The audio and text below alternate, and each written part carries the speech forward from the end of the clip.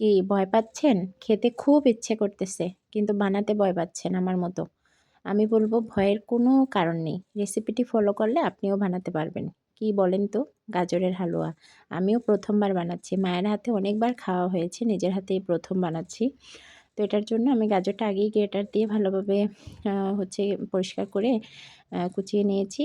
আর চুলাতে আবার অনেকেই ভাবেন যে বাটার লাগবে, ঘি লাগবে। আমি বলব কিছুই লাগবে না। আপনারা হচ্ছে তৈলটা দিয়েই করে ফেলতে পারবেন। টেস্টের কমতি হবে না আমার মতে। তারপরে একেকজনের রুচি একেকজনের হবে একেক রকম। তো আমি দেখেন তৈলের ভিতরে দিয়ে দিচ্ছি। আর এলাচ আর তেজপাতাটা একটু আগেই তৈলেই গরম করে নেওয়া লাগতো। হুম, তো আমি ভুলে গিয়েছিলাম, এজন্য এখন দিয়ে দিচ্ছি। দিয়ে তবে আমি বলব গাজরের হালুয়াটা বানাতে অনেক ধৈর্যের প্রয়োজন। মানে আস্তে, আস্তে করে চুলার আঁচ দিয়ে তারপর হচ্ছে পানিটা শুকাতে হয়। দেখেন আমার পানিটা একবারে শুকিয়ে গিয়েছে। তো এরপর যে আমি এখানে ১ কাপ চিনি অ্যাড করব। চিনিটা যে যেরকম আরকি মিষ্টি পছন্দ করেন সেরকম দিতে পারেন। তো আমি দিয়ে দিয়েছি, দেখতেই পাচ্ছেন।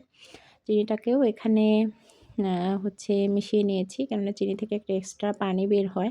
দেখেন কীরকম পানি বের হচ্ছে, দেখতেই পাচ্ছেন। আর আসলে গাজরের হালুয়া বানানোর মজাটা হচ্ছে এই জায়গায় বেশি যে একেক সময় একেক রং ধারণ করে।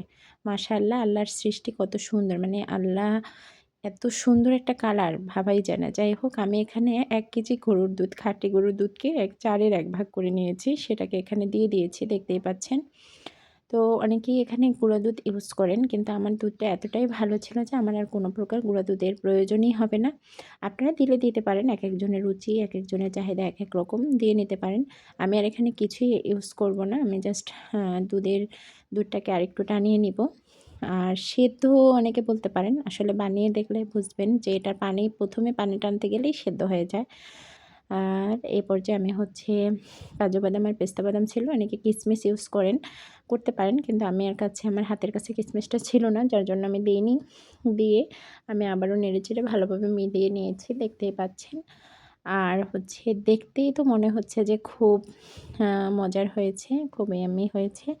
তো আপনারাও রেসিপিটি ফলো করে বানিয়ে নিতে পারেন আমার মতো করে। আমি মনে করব যে ১ম বার বানিয়েছেন যে সেটা মনে হবে না আপনাদের যদি ভিডিওটি পুরোপুরি ফলো করে বানান। আর হচ্ছে অনেকেরই দ্বিধায় থাকে যে এটা ওটা নাই, কবে বানাবো, সবকিছু গুছিয়ে নেই। আমি বলব যে হাতের কাছেই এই উপকরণগুলো থাকে। যাই হোক, অনেক গল্প করলাম আপনাদের সাথে। ভিডিওটি কেমন হয়েছে কমেন্টে জানাবেন, আশা করি ইনশাআল্লাহ। আর হচ্ছে যদি ভালো লেগে থাকে অবশ্যই লাইক, কমেন্ট, শেয়ার দিয়ে আমাদের পাশে থাকবেন। কেননা আমরা একে অন্যর জন্য, আপনারাও আমাকে ভালোবাসা দিয়ে পাশে থাকবেন। আমিও আশা করি আপনাদেরকে ভালোবাসা দিয়ে পাশে থাকবো। আসসালামু আলাইকুম।